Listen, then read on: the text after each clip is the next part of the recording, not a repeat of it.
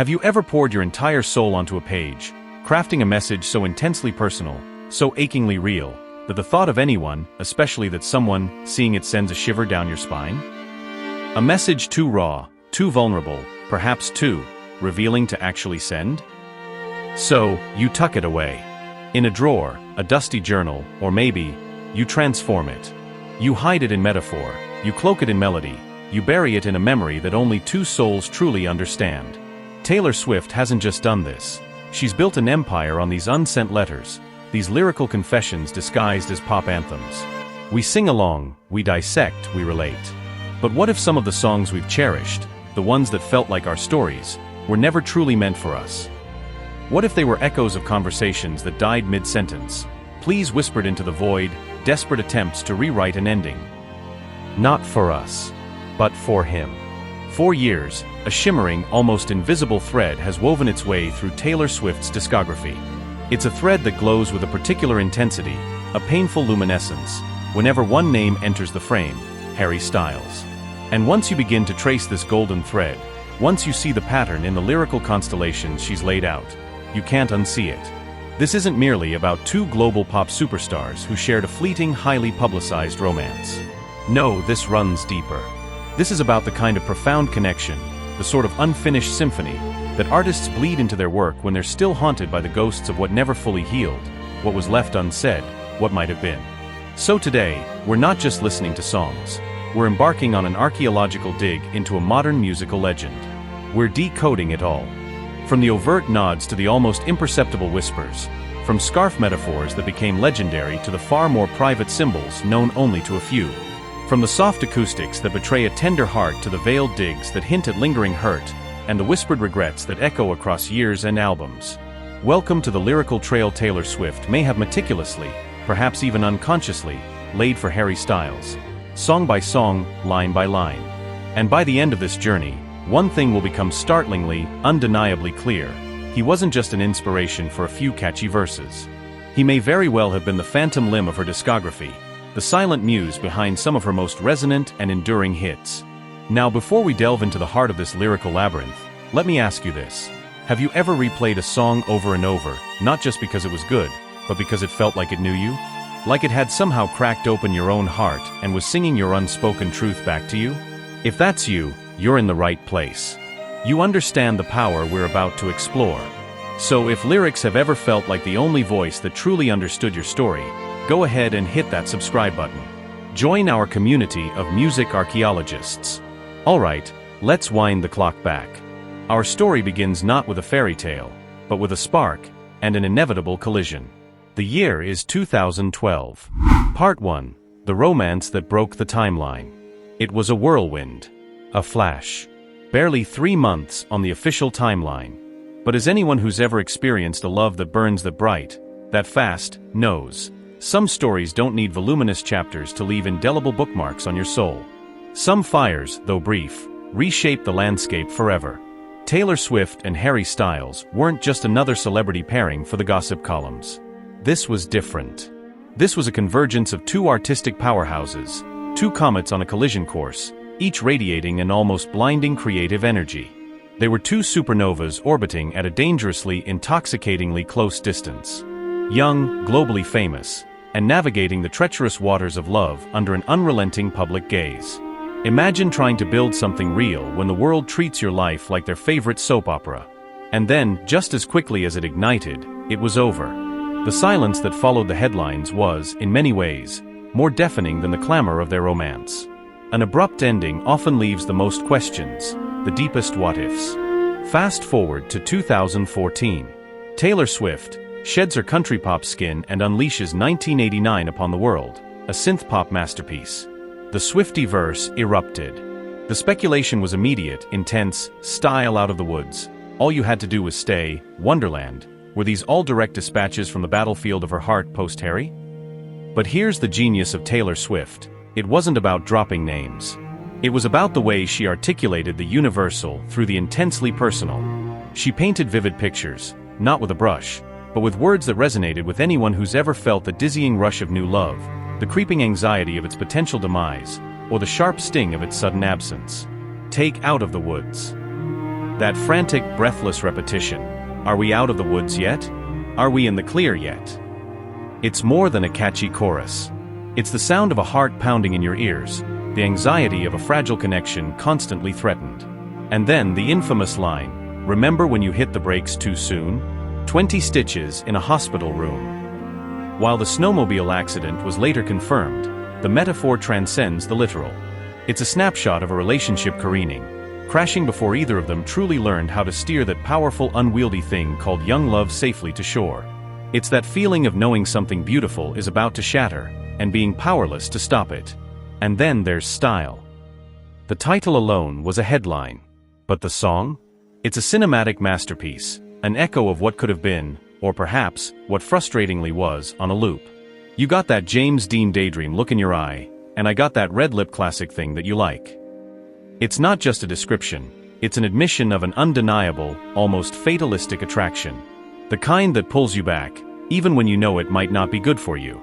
That long drive, the headlights, the sense of a love that never goes out of style. It's a 3-minute pop track that manages to encapsulate a lifetime of longing, of magnetic pull, of a story you just can't quit. But this was just the opening act of a much longer, more intricate lyrical conversation. The surface was just being scratched. Part 2. Hidden Symbols, Open Wounds, The Art of the Unspoken. Here's the thing about decoding Taylor Swift's music, especially in relation to these deeply personal narratives. It doesn't always reveal itself on the first listen. Or even the 10th. She uses symbols the way ancient poets used omens, the way filmmakers use foreshadowing. She plants these tiny shimmering Easter eggs, knowing that those who are truly listening, those who are looking for the echoes of their own unsent letters, will find them.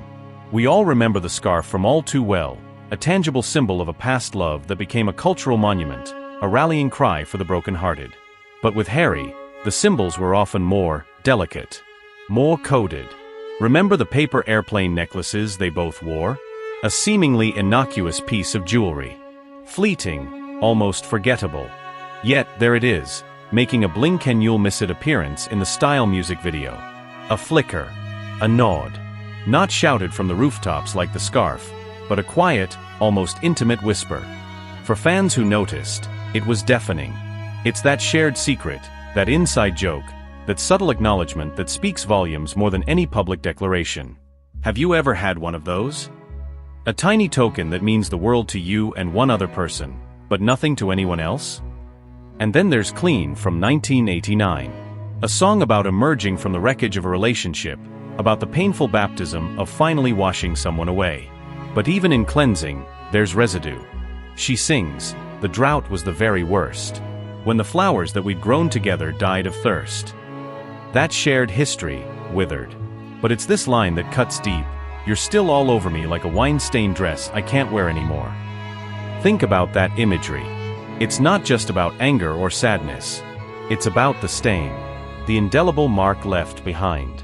The favorite outfit ruined, a beautiful memory now tinged with regret, something you can't quite bring yourself to throw away, but can never truly reclaim in its original pristine state.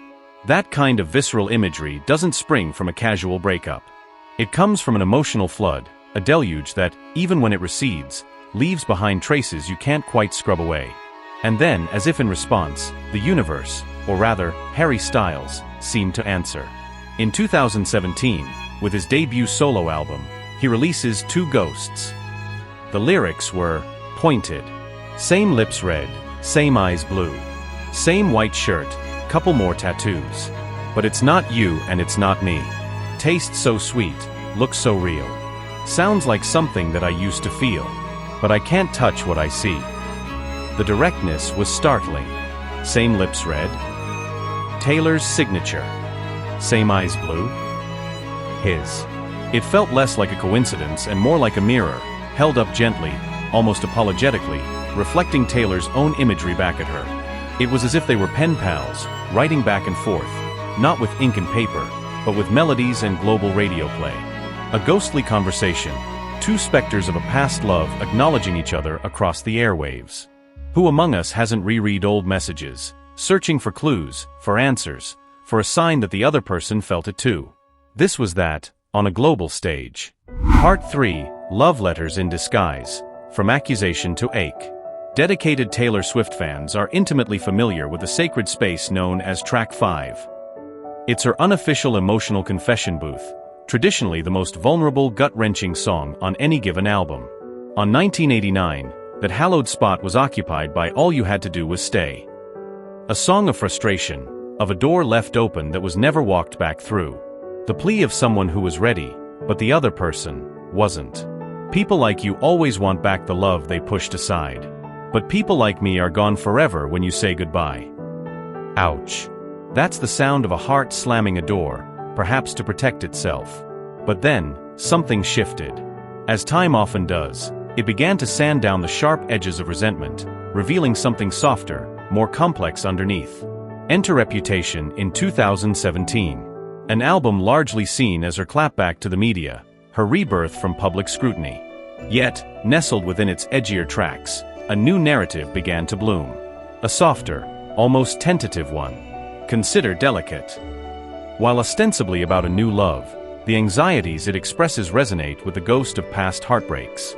Is it cool that I said all that? Isn't it? Isn't it? Isn't it delicate? The bravado, the fire of 1989, begins to recede, replaced with a fragile hope, a fear of history repeating itself. Could the shadow of her experience with Harry, the intense scrutiny, the sudden crash, inform this newfound caution? It's the voice of someone who's been burned, treading carefully into the light of a new connection, constantly looking over their shoulder. Because after the media maelstrom, after the very public dissection of their very private ending, Taylor seemed to stop writing like she was mad at him, and started writing like she missed something fundamental. Or perhaps, like she was finally understanding the complexities from a distance. Even Into Lover, 2019, an album drenched in the hues of new, stable love, there are echoes. In Cornelia Street, she sings about the fear of losing a love so tied to a place, a memory. I hope I never lose you, hope it never ends. I'd never walk Cornelia Street again. While about her then partner, it's the intensity of that fear, born from past loss, that's so telling. And in Daylight, she sings, I once believed love would be burning red, but it's golden. A direct callback to her album Red, an era deeply entangled with the Harry Styles timeline. It's not a negation of the past, but an evolution. And if Harry's song Falling, with its heartbreaking admission, what if I'm someone I don't want around? I'm falling again, is his whispered confession of self-sabotage and the fear of hurting someone. Then Taylor's The Archer from Lover feels like the apology letter she never overtly sent, but broadcast to the world. I've been the archer, I've been the prey. Who could ever leave me, darling? But who could stay? It's an astonishing moment of self-awareness, an acknowledgement of her own complexities, her own role in the dance of relationships. It's the sound of someone realizing that sometimes, we are our own worst enemies in love. But wait, the story doesn't end there. Because Taylor, in a move that defines her artistry, decided the past wasn't quite done talking. With the release of Midnight's 3 a.m. edition, and its vault tracks, specifically Is It Over Now?, the timeline snapped violently back into focus. Blue dress on a boat, your new girl is my clone. The imagery was so specific, so cutting, directly referencing widely circulated photos from their breakup. This wasn't the softened reflection of Lover. This was raw, unfiltered memory, a sudden sharp pang from a wound we thought had scarred over. It was a twist of its own. Just when we thought the narrative had settled, a ghost from the past screamed back into the present. Part 4, the real reason we can't let this go. It's our story too. So why? Why this enduring fascination, not just for Swifties, but for anyone who's ever felt the sting of an unfinished love story? Why do we lean in so closely when these lyrical breadcrumbs appear? Because it's not just about Taylor and Harry. It's about us. It's about that one person whose name still catches in your throat, years later. The one you didn't get closure from. The one whose departure left a silence so loud it still echoes in the quiet corners of your mind. It's about the conversations you replay, the ones you wish you'd had, the words left suspended in the air, unspoken. It's for anyone who's ever wondered if an old flame sometimes thinks of them too, if a certain song on the radio makes them pause, if a fleeting memory catches them off guard. They are the ones who live in the margins of our stories, the protagonists of chapters we secretly wish had a different ending. The ones we stopped talking to, but maybe never truly stopped writing about, even if only in the privacy of our own hearts. Taylor Swift didn't just write about Harry Styles. In many ways, it feels like she wrote for him. She was crafting messages in a bottle, tossing them into the vast ocean of the music industry, perhaps hoping they'd wash up on his shore. And maybe, just maybe, somewhere across that ocean, backstage at an arena, or during a quiet moment on a tour bus, he heard her. He understood the subtext. He recognized his own reflection in her words. She's not just a songwriter, she's a cartographer of the human heart, mapping its fault lines, its hidden tenderness, its lingering aches. And in charting her own, she gives us a map to navigate ours. She gives a voice to those emotions too complex, too painful for us to articulate ourselves. That's why we listen. That's why we care. Part 5, Full Circle Moments, the unspoken epilogue. And then, the world watched.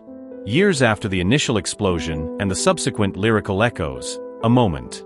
The 2021 Grammy Awards. Harry Styles wins his first Grammy. And the camera finds Taylor Swift. She stands. She applauds. A genuine, undeniable expression of support. It was nothing overtly dramatic. No grand reunion, no tearful embrace played out for the cameras. Just a nod. A clap. A ghost of a smile exchanged. But in that quiet, seemingly small gesture, an entire library of unspoken words, of shared history, seemed to hang palpably in the air. The world collectively held its breath, because it felt like a chapter closing, or perhaps a peace treaty quietly signed. Then again, at the 2023 Grammys, a brief, friendly interaction, captured by eagle-eyed fans, a moment of warmth, of ease. The kind of ease that only comes when the sharpest edges of a shared past have been smoothed by time and distance. Because that's the profound truth about some real love stories, especially those lived under the spotlight. Those that become fodder for public consumption. They don't always need a Hollywood ending, a ride off into the sunset finale. Sometimes, the most meaningful resolution isn't a rekindling, but a quiet acknowledgement. A mutual respect. An understanding that transcends the need for words. Sometimes, the silence between two people, once filled with angst and misunderstanding, can evolve into a space of peaceful accord. And maybe that, in itself, is the final verse. Maybe that's enough. A period, not a question mark. A gentle closing of a very significant, very resonant door. If this journey through lyrical history, through hidden messages and unspoken emotions, made you feel something, if you've ever found yourself trying to decode your own life, your own heartbreaks and hopes, through the lens of someone else's art, their lyrics, then this space, this community, is unequivocally yours. We all have those songs, those artists, that feel like they just get it. So, I want to hear from you. Drop a comment below. What's one lyric, from Taylor, from Harry, from anyone, that still hits a little too hard, that feels like it was pulled directly from your own unsent letters? And if you believe that some stories aren't truly over, they just find new, quieter ways to speak to us and through us, make sure you subscribe and hit that notification bell. We're constantly unearthing the heartbreak mythology and behind-the-music truths. Perhaps you're now wondering about The Archer in more depth, or other specific songs we touched upon. If you're ready for more lyrical decoding, more explorations of how artists turn pain into poetry, check out our other videos, where we dive deep into the self-awareness and vulnerability of Taylor Swift. Because as we've seen today, Taylor Swift never really stopped writing those letters. She just learned to sing them in new, evolving, and often quieter, more profound ways. And we'll be here, listening.